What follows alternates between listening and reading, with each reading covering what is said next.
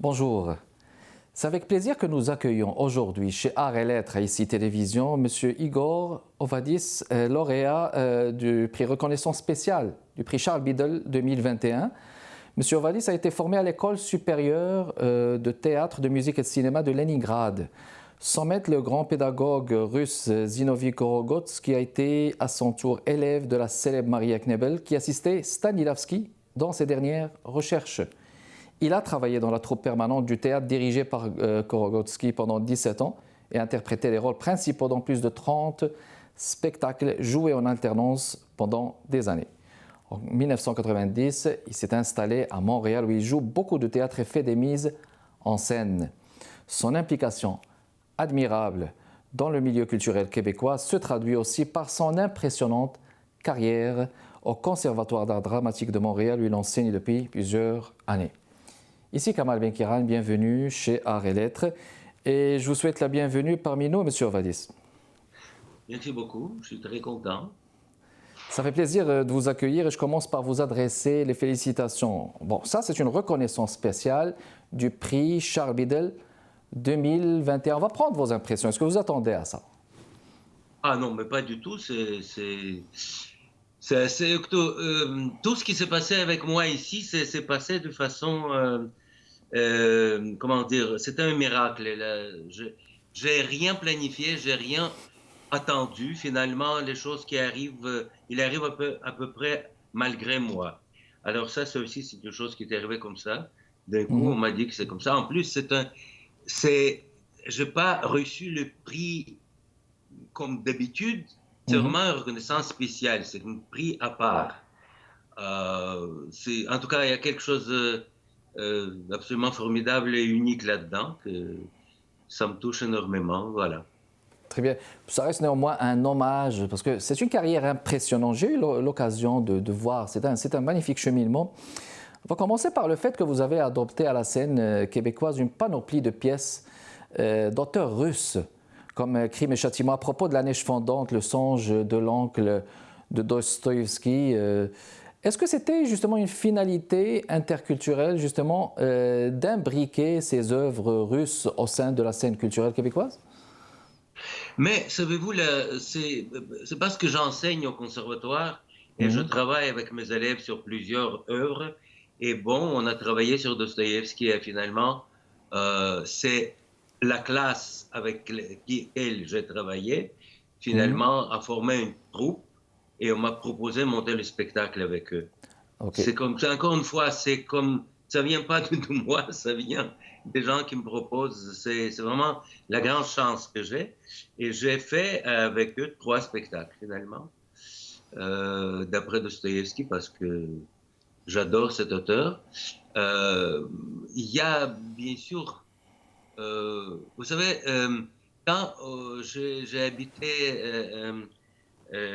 disons, à Moscou, à Saint-Pétersbourg, j'ai jamais même voulu jouer Tchekhov parce que la façon comment c'était monté là-bas, cette tradition-là, ça m'a jamais convaincu. Là, je savais pas je savais que Tchekhov n'a pas écrit ça comme ça, mais je savais pas comment.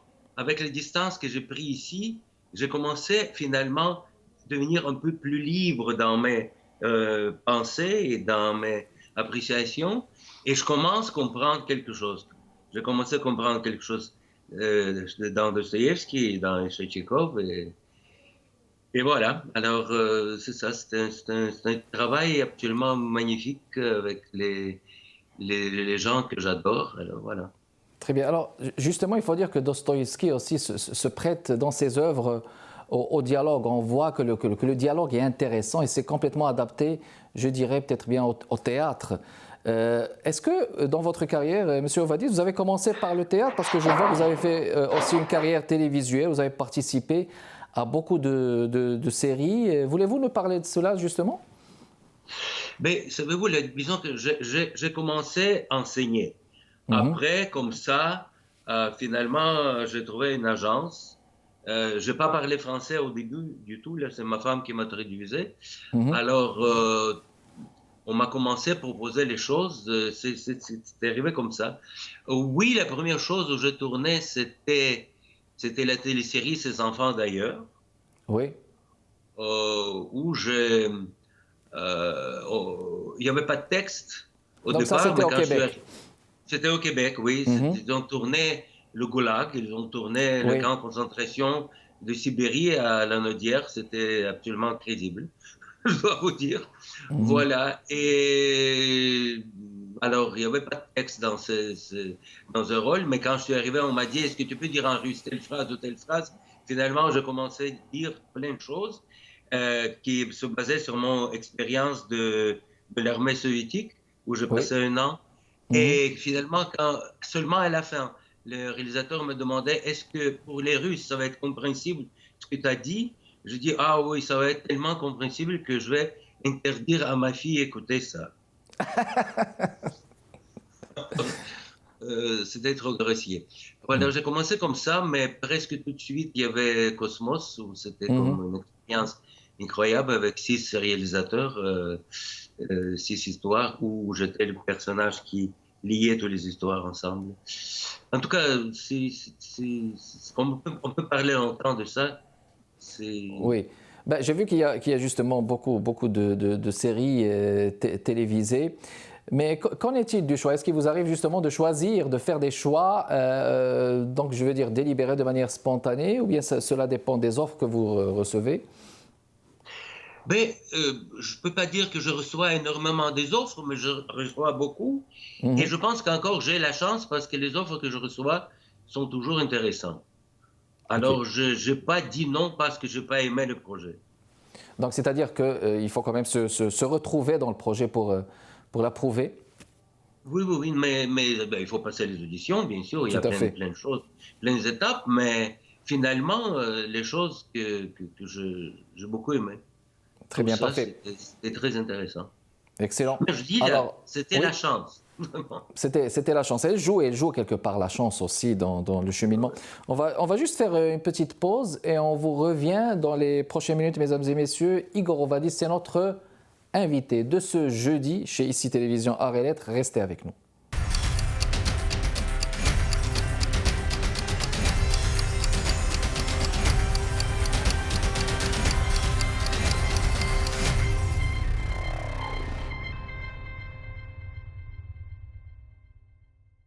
De retour avec vous, mesdames et messieurs, on accueille ce jeudi Igor Ovadis qui a été lauréat, qui a eu la reconnaissance spéciale du prix Charles Biddle 2021. On continue avec vous la conversation, Monsieur Ovadis. Il y a votre expérience du théâtre, justement. Vous avez travaillé avec la troupe permanente du théâtre dirigée par Korogotsky. Voulez-vous nous dire un Oui. mot sur cet auteur? Est-ce que c'était un homme de théâtre, justement? D'abord, c'est un metteur en scène, c'était le Mhm, directeur artistique de ce mhm. théâtre où j'ai travaillé. Et c'est un grand professeur du jeu qui a formé beaucoup de comédiens aussi. Et j'ai commencé à enseigner auprès de lui. C'est lui qui m'a pris comme ça quand j'avais 22 ans. Il m'a dit, tu vas enseigner avec moi. Et j'ai commencé à assister lui pendant ses enseignements. C'est comme ça finalement que je commençais à monter le spectacle avec les élèves d'abord. Mhm. Après, je commençais à monter le spectacle au théâtre. Alors j'ai enseigné, je montais le spectacle, je jouais beaucoup aussi dans ce théâtre-là. Et j'étais aussi le directeur artistique de petites scènes. À Oui. 5e étage, on avait un bâtiment immense de 5 étages. Et au Mhm. 7e étage, il y avait une petite salle où on a fait une petite scène pour 1000 spectateurs. 1000, qu'est-ce que je dis? 100 spectateurs. Mhm. Voilà, et j'étais le directeur artistique de ce théâtre expérimental vraiment qui a été fait pour les comédiens. Ah, vous avez Pour fait qu'ils puissent très bien, plusieurs pour voir- spectacles. Excellent. Oui, oui, on a fait Donc, plusieurs je spectacles. voulais On a fait... juste poser la question concernant ces spectacles, parce qu'il y en a plusieurs. Vous les avez alternés, justement, sur la scène, interpréter des rôles principaux et jouer en alternance pendant ces années. Qu'est-ce que vous retenez de ces années de théâtre? Est-ce que c'est le théâtre avec lequel on commence pour exceller sur scène? Ben, c'était, à l'époque, c'était peut-être un des meilleurs théâtres de Saint-Pétersbourg. Mhm. En tout cas, c'était un théâtre unique, absolument. C'est le théâtre qui s'appelle le théâtre des jeunes spectateurs. C'est le théâtre pas pour les enfants. c'est le théâtre où l'enfance, c'est l'idée artistique.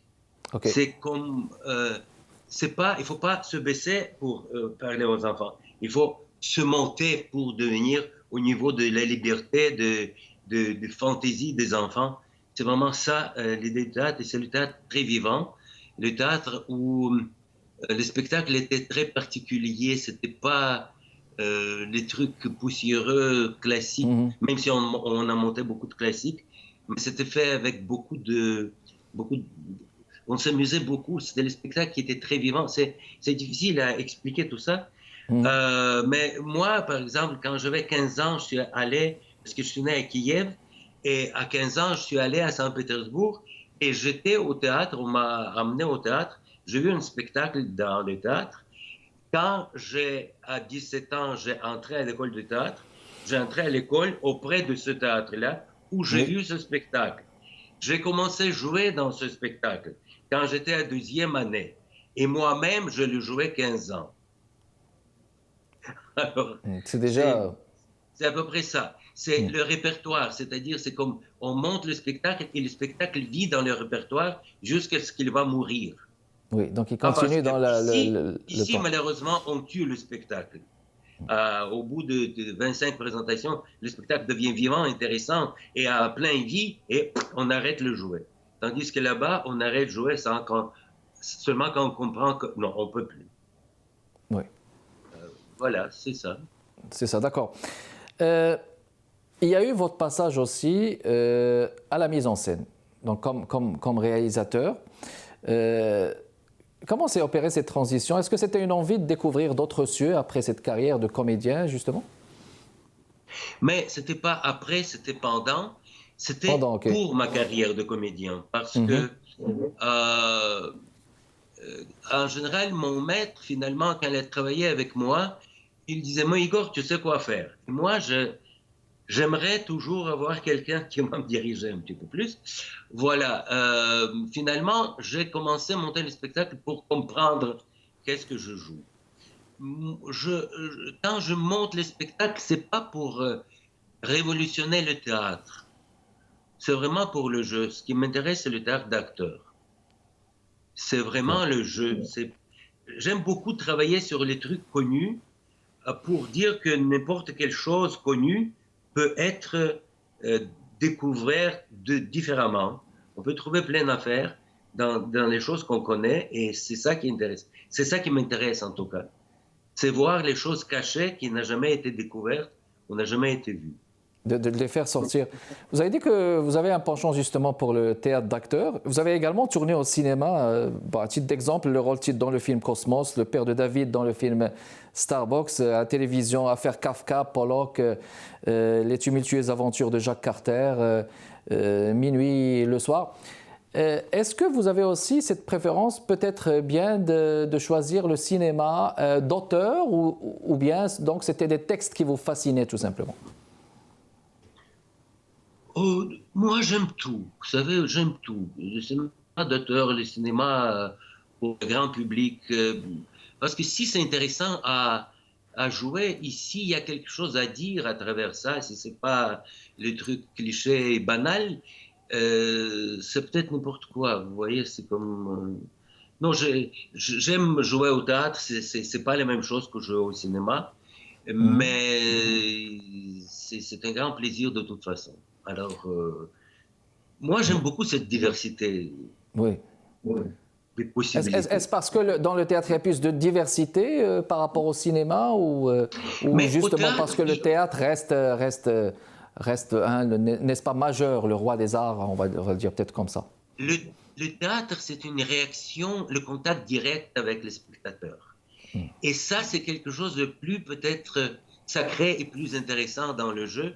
C'est quand tu joues et tu sens la salle qui t'écoute. Et tu sens qu'il Voilà. tient tu tiens la salle ou tu ne le tiens pas. De toute façon, le spectateur au théâtre, c'est ton partenaire principal. Et c'est comme on joue pour lui. L'idée de Stanislavski est super, super objectif, c'est qu'est-ce que tu veux obtenir des spectateurs. Alors, c'est cette énergie qui est dirigée vers le spectateur. Et au théâtre, c'est toi finalement qui es l'auteur de tout. C'est toi qui absorbe tout et dois maintenant justifier le décor et les musiques et n'importe quoi. Tandis que le cinéma est un petit élément qui après va être coupé, collé et ce qu'on va faire après, tu ne sais pas et tu n'as pas de contrôle sur ça. Oui, Mais c'est beau aussi. C'est vrai, on peut s'attendre oui, à de l'imprévu. Bon, encore une pause et on revient à notre invité de ce jeudi, M. Igor Ovadis. Restez avec nous, mesdames et messieurs.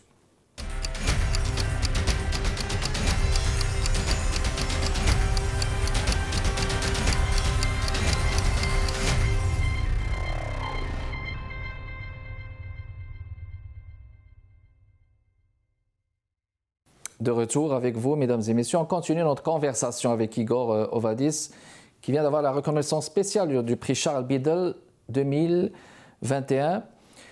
Monsieur Ovadis, créer un pont entre les cultures d'origine et culture d'adoption au Québec, j'imagine que c'est un enjeu.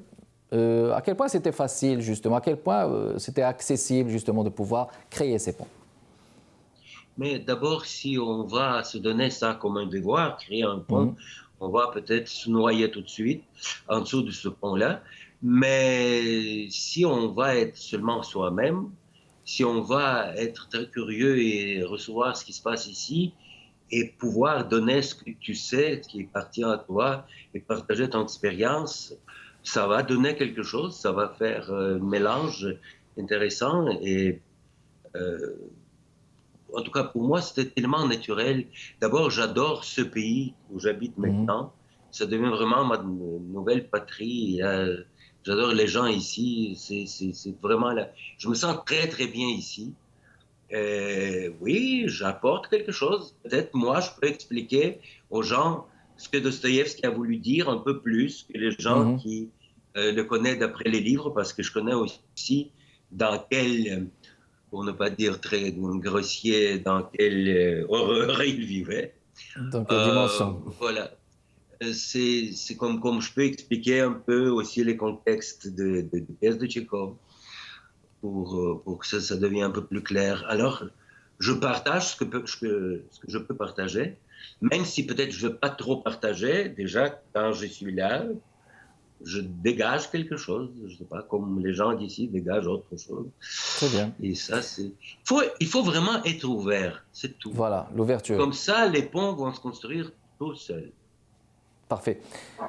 Il y a des gens et des jeunes des communautés culturelles qui nous regardent chez ICI Télévision. Et puis, votre message justement adressé à ces jeunes, vous avez une reconnaissance, c'est un hommage.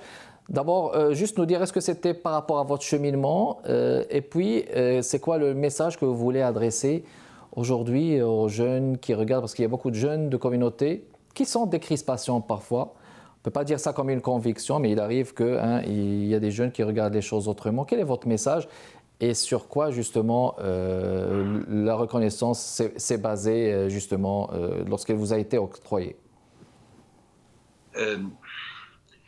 Mais le message, c'est toujours un peu compliqué. Je contacte les jeunes de chaque semaine quand je travaille au conservatoire. Je passe tellement de messages. Moi, je pense que c'est ce que je dis là. Il faut être ouvert. Il ne faut pas s'enfermer justement dans les communautés. Oui, il faut garder les choses qui sont chères, les choses pour garder l'identité, mais s'ouvrir aussi et être...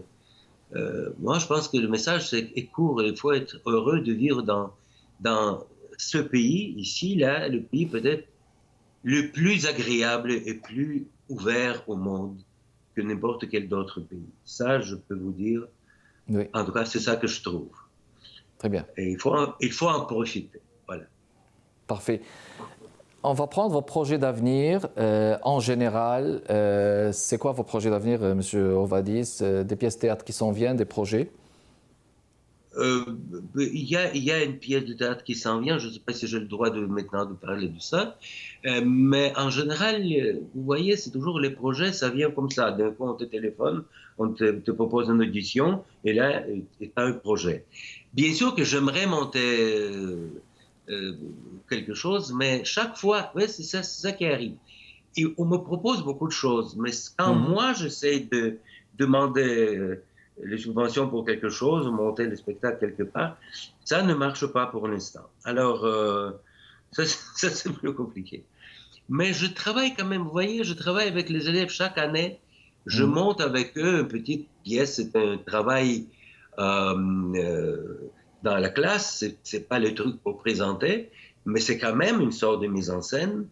Alors, je n'ai pas besoin, comme pour moi, d'avoir quelque chose de plus parce que c'est déjà beaucoup de travail. J'ai travaillé la mouette l'année passée et c'est quand même, ça a pris une énorme partie de mon âme.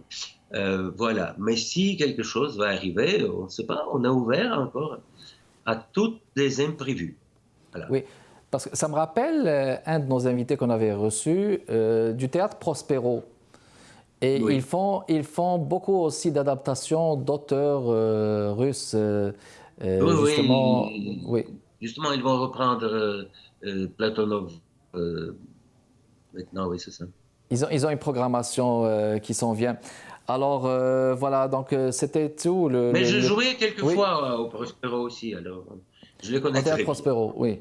Parce Oui, oui. qu'ils adaptent, c'est ce que j'allais dire, ils adaptent beaucoup de Tchekhov, ils adaptent beaucoup Dostoïevski justement à ce Oui, oui, niveau. oui, oui, oui. Donc voilà. Alors, Monsieur Ovadis, c'était tout le temps qu'on avait. C'est un plaisir de vous avoir reçu. Les gens qui aimeraient vous contacter au cas où, peut-être, vous savez, il y a des jeunes. Est-ce que vous avez des coordonnées, un site web ou le site web de votre compagnie de théâtre, on ne sait jamais? Oh non, j'ai pas de compagnie de théâtre, je n'ai pas de site web. Mais au conservatoire, toujours, on peut me trouver toujours par le conservatoire.